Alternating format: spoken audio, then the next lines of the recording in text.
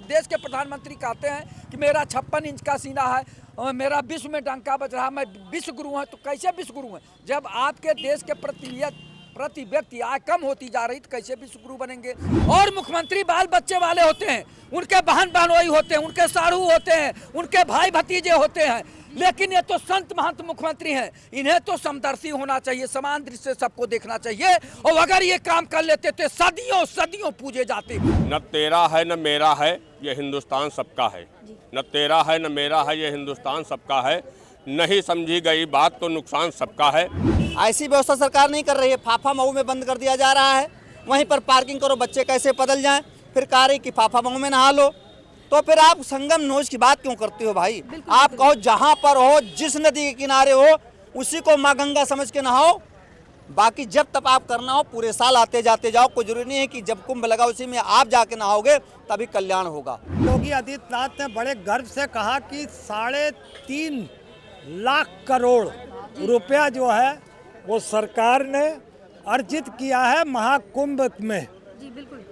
तो फिर मैं ये पूछना चाहता हूँ बाबा योगी आदित्यनाथ से कि अब क्या डर है कि हमारे श्रद्धालुओं के, जो हमारे सनातनी श्रद्धालु हैं, उनकी लाशों का ब्यौरा क्यों नहीं दे रहे? जैसा कि आप सब देख रहे थे कि आज विधानसभा में बजट सत्र का पहला दिन था, लेकिन इसी बीच बहुत सारी चीज़ें देखने को मिली कि विपक्ष लगातार अपनी मांगों को रख रहा था और हंगामे जैसी चीज़ें भी सामने आई।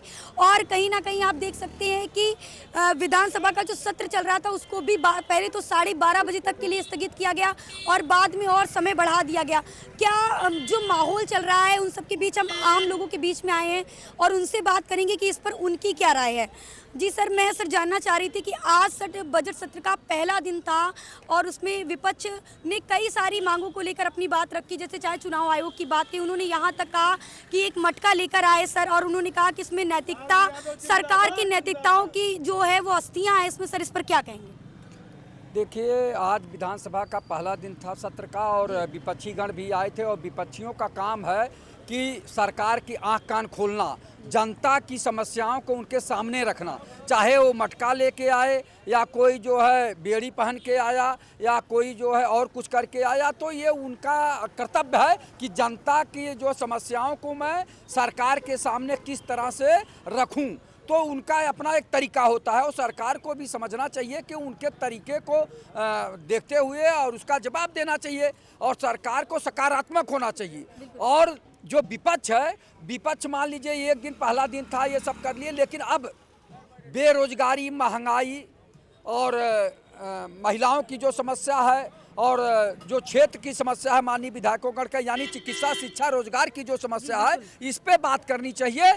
आज ये पहला दिन था, ठीक है, उन्होंने कहा कि अमेरिका ने शायद हमारे भारतवासियों को बेड़ी में जकड़कर और पैरों में बेड़ी, हाथों में हथकड़ी जकड़ के भेजा, ये भारत देश का अपमान है। और इधर हमारे प्रधानमंत्री जी कहते हैं कि विश्व में मेरा डंका बज रहा है, तो ये डंका किस काम का जब हमारे देशवासियों का सम्मान न हो? वो भेजते, हम गलत थे, भेजें हवाई जहाज से, वो वापस कर देते, लेकिन पैरों में बेड़ियां और हाथों में हथकड़ियां लगाना नहीं चाहिए था उन्हें। और माननीय मोदी जी गए थे वहाँ, ट्रंप से बात करना चाहिए था कि ये आप इधर हमारा सम्मान कर रहे हैं, कह रहे हैं कि आपका बहुत सम्मान है, और इधर हमारे देशवासियों का आप अपमान कर रहे हैं, और जाने के बाद और पुनः आने के बाद भी भेजे वो लोग तो हथकड़ी लगा के भेजे। तो ये एक तरह का उनका जो है गुस्ताखी इतनी बड़ी है कि बर्दाश्त से बाहर है। लेकिन अब किया क्या जाए, जब देश के प्रधानमंत्री कहते हैं कि मेरा 56 इंच का सीना है और मेरा विश्व में डंका बज रहा, मैं विश्व गुरु हूँ, तो कैसे विश्व गुरु हैं? जब आपके देश के प्रति व्यक्ति आय कम होती जा रही तो कैसे विश्व गुरु बनेंगे?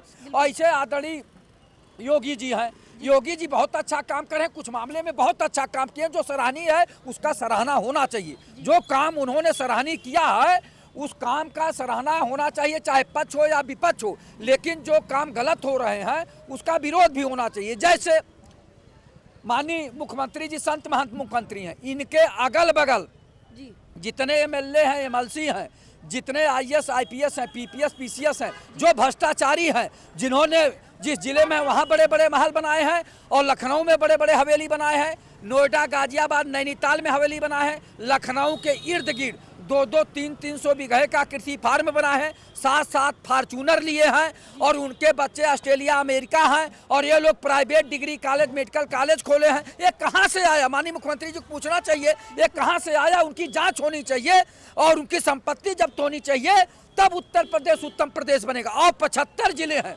टॉप 10 अपराधी हैं, 750 अपराधी अभी बचे हुए हैं, उन पे क्या कार्रवाई माननीय मुख्यमंत्री जी कर रहे हैं। इन सब बातों पे ध्यान देंगे तब उत्तर प्रदेश उत्तम प्रदेश बनेगा और देश विकसित भारत बनेगा। लेकिन उस पर काम नहीं हो रहा। माननीय मुख्यमंत्री जी संत महात्मा मुख्यमंत्री, ऐसा अवसर बार बार नहीं आएगा। और मुख्यमंत्री बाल बच्चे वाले होते हैं, उनके बहन बहनोई होते हैं, उनके साड़ू होते हैं, उनके भाई भतीजे होते हैं, लेकिन ये तो संत महंत मुख्यमंत्री हैं। इन्हें तो समदर्शी होना चाहिए, समान दृष्टि से सबको देखना चाहिए। और अगर ये काम कर लेते थे सदियों सदियों पूजे जाते।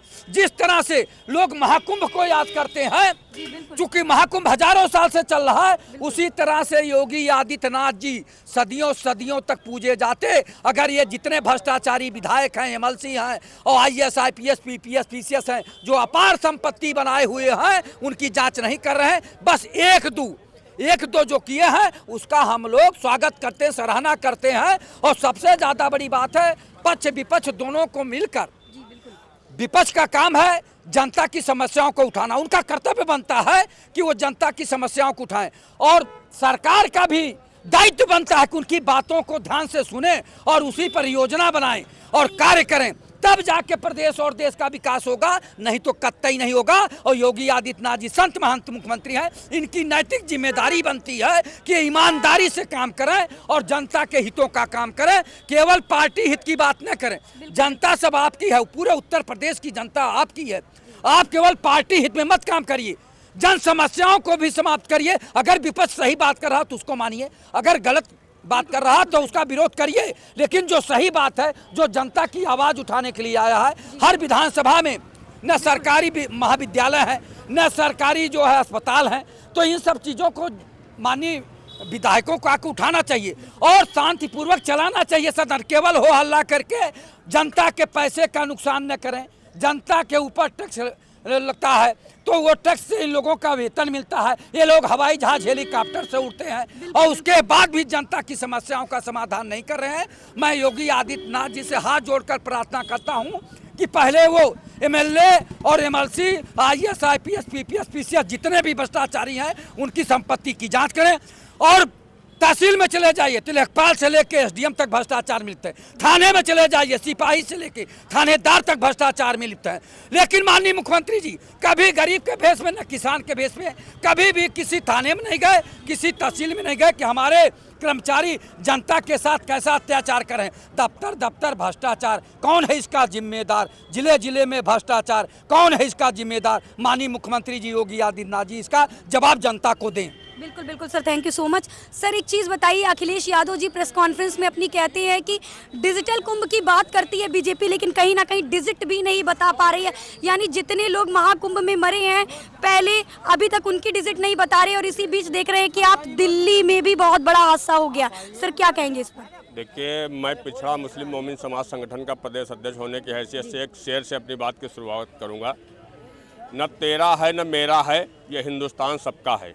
न तेरा है न मेरा है, ये हिंदुस्तान सबका है। नहीं समझी गई बात तो नुकसान सबका है। आप महाकुंभ की बात कर रहे हैं, प्रदेश की योगी हुकूमत ने कुंभ में अकूत पैसा लगाया, लेकिन वहाँ के, मैंने ये बात नहीं कर रहा हूँ, वहाँ के तमाम साधु संत महंतों की बात मैं जो सोशल मीडिया पे आ रही है उनसे बात समझ रहा हूँ और जान रहा हूँ। तो जो व्यवस्थाएं वहाँ पर होनी चाहिए, आप डेली इस चीज़ की तो गिनती कर रहे हैं कि आज 10 करोड़ लोगों ने स्नान किया त्रिवेणी में, बिल्कुल आज 12 करोड़ किया, लेकिन वहाँ पर जो भगदड़ में लोग अपनी जान गंवा चुके हैं जी, उनकी गिनती आप सही क्यों नहीं बता रहे हैं? सही बात। आप करोड़ों अरबों का वहाँ बजट लगा करके, मैं ये किसी धर्म का विरोधी नहीं हूँ, सनातन धर्म के 120 करोड़ से ज़्यादा लोग वहाँ जा करके अपनी आस्था की डुबकी लगाएं, बहुत अच्छी बात है। लेकिन जो व्यवस्था होनी चाहिए थी उस व्यवस्था पे लोग उंगली उठा रहे हैं और साधु संत महंत उठा रहे हैं। मैं नहीं उठा रहा हूँ, मैं एक मुस्लिम होने की हैसियत से मैं नहीं उठा रहा हूँ, लेकिन वहाँ के जो साधु संत महंत वो उठा रहे हैं। तो उत्तर प्रदेश की ये योगी हुकूमत की जिम्मेदारी बनती है कि वहाँ भव्य से भव्य इंतजाम करें। जितने वहाँ पर श्रद्धालु जा रहे हैं उनको अच्छे से अच्छी सुविधाएं दी जाएं।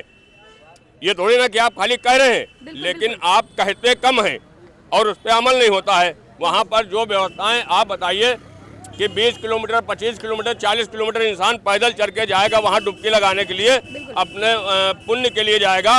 और जो वीवीआईपी धर्म, मैं तो ये समझता हूँ इस्लाम धर्म में कोई वीवीआईपी नहीं होता है, वो चाहे गरीब मुसलमान हो या अमीर मुसलमान हो। मैं आपको एक बात बता दूँ, अभी अगर मस्जिद के अंदर नमाज पढ़ने हम जाएंगे शुक्र के दिन या किसी अन्य टाइम पे, अगर कोई IAS IPS मुसलमान है और वो मालूम हुआ नमाज खड़ी होने से 1 मिनट पहले पहुँचेगा, और एक गरीब रिक्शा चलाने वाला आदमी मालूम आधा घंटा पहले पहुँचेगा, तो वो मस्जिद के अंदर जाके अगली सब में खड़ा होगा। वो IAS जो है मुसलमान, वो जहाँ चप्पल जूते उतारे जाते हैं उनको खड़ा वहीं होना पड़ेगा। ये होता है धर्म। ये नहीं आप VIP काम कर रहे हैं, वहाँ पर मंत्री संतरी विधायक जाएंगे तो तुरंत पहुँच गए, 1 किलोमीटर उनको पैदल नहीं चलना पड़ेगा। और जो आम जनमानस जा रहा है उसको 20-20, 30-30 किलोमीटर पैदल चल करके लोग अपनी जान गंवा रहे हैं। इस पर भी सरकार की जिम्मेदारी बनती है कि उन लोगों को अच्छे से अच्छा वहाँ पर व्यवस्था करें, तब जा करके ये कुंभ का पर्व जो है शांतिपूर्ण और स्वच्छ और अच्छा कहा जाएगा। बिल्कुल बिल्कुल, हम आगे भी सर से बात करेंगे। सर, अखिलेश यादव जी डिजिटल कुंभ को कह रहे हैं कि डिजिटल कुंभ की बात करते हैं और डिजिट भी नहीं बता पा रहे हैं, और उन्होंने कहीं ना कहीं सरकार से ये भी आग्रह किया है कि जो कुंभ का ड्यूरेशन टाइम चल रहा है यानी 26 को लास्ट है, और उन्होंने ये सरकार से आग्रह किया कि सरकार इसका टाइम ड्यूरेशन बढ़ा दे, क्योंकि अभी भी बहुत से ऐसे लोग हैं, बुजुर्गों की बात करें जो चल नहीं पा रहे हैं या किसी भी स्वास्थ्य की समस्या से परेशान है, तो समय को बढ़ा देना चाहिए कहीं ना कहीं, ताकि आगे भी लोग पहुँच पाएँ। सर, इस पर क्या कहेंगे? अखिलेश यादव जी को समझना होगा कि ये कोई प्रायोजित मेला नहीं है कि जब तक मर्जी कहे तब तक आप चलाते रहो। उनको भी इस बात को समझना चाहिए, मुख्यमंत्री रहे हैं, ऐसी बात नहीं कहना चाहिए। आने के बाद 26 तारीख के बाद भी आने के लिए किसी को रोक तो नहीं है। पूरे वर्ष तक संगम में जा करके, गंगा में जा करके नहाया जा सकता है और नहाना चाहिए। मैं प्रार्थना करूंगा कि भीड़ भाड़ से कि कोई ये नहीं लिखा हुआ है कि कुंभ जहाँ लग रहा हो, पूर्ण कुंभ या अर्ध कुंभ, वहाँ जा करके आप गंगा में स्नान ही करिए। जी बिल्कुल। जो उद्देश्य है 2.25 महीने का कार्यक्रम ये होता है, जिसमें जा करके वहाँ उस जमीन पर बैठ करके जब तब करने का प्रभाव है। गंगा में नहाने का कोई प्रभाव नहीं। गंगा में कभी भी किसी भी टाइम आप बम्बा स्नान भी गंगा का नाम लेकर कर सकते हैं, क्योंकि गंगा धरती से ही निकली हैं और धरती से सारे पानी आते हैं, तो वो गंगा के ही समान हैं, वो स्वयं गंगा है। बिल्कुल। सर, विपक्ष कहीं ना कहीं ऐसा भी आरोप लगा रहा है कि योगी आदित्यनाथ ने जिस तरीके से प्रचार प्रसार किया कुंभ का, तो वो कह रहे हैं कि ये ऐसे जता रहे हैं कि जैसे इससे पहले तो कभी कुंभ आया ही नहीं, यही कुंभ लेकर आए हैं। कुंभ का राजनीतिकरण हुआ। जी बिल्कुल। 27 लाख कल्प बीत चुके हैं कलयुग के। जी बिल्कुल। 27 लाख कल्प के पूर्व से ही हमारे यहाँ कुंभ होता चला आ रहा है। ये कौन सी गणित है कि 144 साल बता रहे हैं, जबकि भगवान बृहस्पति 12 साल में एक चक्कर लगाते हैं। 144 साल में उन चक्कर नहीं लगाते, 12 साल में लगाते, इसलिए 12 साल में जाकर के कुंभ होता है। जी बिल्कुल। तो इस गणित को राजनीतिक लोग बना रहे हैं, सरकार चाह रही है, कोई काम तो कर नहीं पा रही है ठीक से। जी। लोगों को रोक दिया गया, टेंट सिटी बसा दी गई, जगह कम कर दी गई, जहां लोग जाना चाहते थे वहां तक साधन बनाया जाए ना, कि एक तरफ से जाओ दूसरी तरफ से निकलो। ऐसी व्यवस्था सरकार नहीं कर रही है। फाफा मऊ में बंद कर दिया जा रहा है, वहीं पर पार्किंग करो, बच्चे कैसे बदल जाएं, फिर कह रही कि फाफा मऊ में नहा लो। तो फिर आप संगम नोज की बात क्यों करते हो भाई? आप कहो जहां पर हो, जिस नदी के किनारे हो, उसी को माँ गंगा समझ के नहाओ। बाकी जब तक आप करना हो पूरे साल आते जाते जाओ, कोई जरूरी नहीं है कि जब कुंभ लगा उसी में आप जाके नहाओगे तभी कल्याण होगा। बिल्कुल बिल्कुल सर। जी सर, क्या कहना चाह रहे हैं सर? देखिए, ये एक आस्था का विषय है और हमारे यहाँ गांव में भले हैं मुसलमान हैं, बाकी चाहे सनातन धर्म हो चाहे इस्लाम धर्म हो, दोनों का हम सम्मान करते हैं। नंबर 1। नंबर 2, बिल्कुल बिल्कुल। गंगा माता में जो लोग पहले जाते थे कि स्नान करने पूर्णमासी या मतलब जो भी हिंदू के बड़े त्यौहार मानने जाते हैं कि पवित्र गंगा माता में हम नहाएंगे तो हम पवित्र हो जाएंगे, समझो। तो एक गंगा माता जो है आस्था है और एक भगवान का प्रतीक परिवार है, तो उस वहाँ लोगों की अच्छा। दूसरी बात रही है, ये लोग गंगा माता पर जो है और उस पर तो लगा रहे हैं आरोप मेला पर। ये इन लोगों से नहीं पूछ रहे हैं कि जब वो तो कह रहे हैं कि सरकार का पैसा कुंभ में लग रहा हो तो आस्था का मामला, और जब मुजफ्फरनगर में हीरो हीरोइनी नाच रहे थे जी, और समाजवादी पार्टी की सरकार थी और मुजफ्फरनगर में मुसलमानों के घर जल रहे थे, वो क्या सैफई परिवार का पैसा था, सरकार का पैसा था? ये तो सरकार का पैसा आस्था में लग रहा है और वो तो सैफई में हीरो हीरोइनी सब नाच रहे थे, उसमें लग रहा था। तो विपक्ष यही विपक्ष की सोच है और यही विपक्ष जो है अपनी नियत से ही बताते जा रहा है। तो ये सवाल जहाँ तक रहा है ये बहुत निंदनीय सवाल है और ये जो है देवी आपदा आई है संगम की, इस पे हिंदू मुसलमान को मिलके सबका सहयोग करना चाहिए और सबसे ज़्यादा मुसलमानों ने सहयोग किया है इलाहाबाद में। तो ऐसे लोग नियत के जो है तो गंदे लोग हैं। हिंदू पे आपदा आए, मुसलमान पे आए या कोई भी धर्म पे आए, सबको एक बंद के सत्ता विपक्ष को एक साथ खड़ा होकर उसमें सहयोग करना चाहिए। बिल्कुल बिल्कुल, थैंक यू सर। हम आगे भी सर से बात करेंगे। सर, जैसा कि विपक्ष लगातार कह रहा है कि जो कुंभ आया है वो यही लेकर आए, इससे पहले कुंभ ने, और एक फैक्ट निकल कर आया कुंभ में 144 साल बाद, जो आम जनता को कहीं ना कहीं लग रहा है कि 144 साल बाद ऐसा सौभाग्य मिल रहा है हमको और आगे नहीं मिलेगा आने वाले 144 साल। जो फैक्टर निकल कर आया है कि भाई हमारी पीढ़ी दर पीढ़ी 144 साल तक जिंदा नहीं रहेंगी, तो ये फैक्ट पर सर आप क्या कहें? क्योंकि आम जनता यही सोचकर कुंभ में नहाने जा रही है और देख रहे हैं आप भगदड़ आ रही है, मौतें हो रही हैं, लोग खो रहे हैं। सर क्या कहेंगे इस पर, आपकी क्या राय है? आपको पता ही नहीं, इसका मतलब आपकी जानकारी आधी अधूरा है। 144 पर तो हमारे कई शंकराचार्यों ने इस बात को उसका खंडन किया कि ये सब झूठ बात है, ऐसी कोई बात ही नहीं है। बिल्कुल बिल्कुल। आप ये सुधीर चौधरी जो जी न्यूज़ का है, ये उसका फैलाया हुआ प्रोपोगंडा है। 144 के बारे में मैं क्या कहूँ, उसके बारे में तो कोई ऐसी जानकारी नहीं है हमारे। जब से ये दुनिया बनी है, जब से कुंभ हुए होंगे, शुरुआत अब कब हुई है? 12 साल में कुंभ का एक तरीका है, हर 12 साल में कुंभ आता है। बिल्कुल। तो वो चली आ रही है परंपरा, उसमें ठीक है। मगर सवाल यहाँ पर ये है कि कल योगी आदित्यनाथ ने बड़े गर्व से कहा कि 3.5 लाख करोड़ रुपया जो है वो सरकार ने अर्जित किया है महाकुंभ में। जी बिल्कुल। तो फिर मैं ये पूछना चाहता हूँ बाबा योगी आदित्यनाथ से कि अब क्या डर है कि हमारे श्रद्धालुओं के, जो हमारे सनातनी श्रद्धालु हैं, उनकी लाशों का ब्यौरा क्यों नहीं दे रहे? बिल्कुल। क्यों नहीं उनकी आंकड़ा को सार्वजनिक कर रहे? क्यों दिल्ली की घटना पर सार्वजनिक कर रहे? आप ये तो बताते हो करोड़ों लोग स्नान कर लिया, मगर मरे का आंकड़ा नहीं है। आप ये बताते हो कि 3.5 लाख करोड़ हमने कमाया, जी बिल्कुल। मगर आप सही आंकड़ा नहीं बताना चाह रहे हो। भाई अब तो आपने उन्हीं जनता के पैसे से 10 रुपए का पानी आपने 50 में बेचा, 20 का पानी आपने 100 में बेचा, 10 की चाय आपने 50 में बेची, 60 का खाने की प्लेट आपने 200 रुपए प्लेट बेचा। करोड़ों कमा तो लिए। एक मिनट रुको यार, बीच में बोला नहीं। करोड़ों, भाई आप वाकई में जाहिल हैं यार। बात बिल्कुल। आप करोड़ों कमा रहे हो और उसी जनता को, उसी सनातनियों से कमाए हैं। वहाँ मरने वाला कोई मुसलमान सिख ईसाई नहीं है, वहाँ मरने वाला सनातनी है। और आप क्या करते हो? उन्हीं सनातनियों की लाशों पर आप सत्ता करते हो, चाहे योगी हो चाहे मोदी हो। ये लोग सनातनियों की लाशों पर सत्ता करते हैं। ये इतने निर्दयी हैं, इनको देश की जनता को सरकार से बेदखल करना चाहिए, इनको नस्तो नाबूद करना चाहिए। बिल्कुल, थैंक यू सर। जैसा कि आपने देखा कि विपक्ष बजट सत्र को लेकर लगातार हंगामा कर रहा था और इसी पर मैंने आम लोगों की राय ली, क्योंकि उनके बहुत सारे मुद्दे थे। कुंभ को लेकर, चुनाव आयोग को लेकर जो निशाना लगातार वो साध रहे हैं, बहुत सी बातें अपनी कह रहे, तो मैंने इसी बीच आम लोगों की राय ली।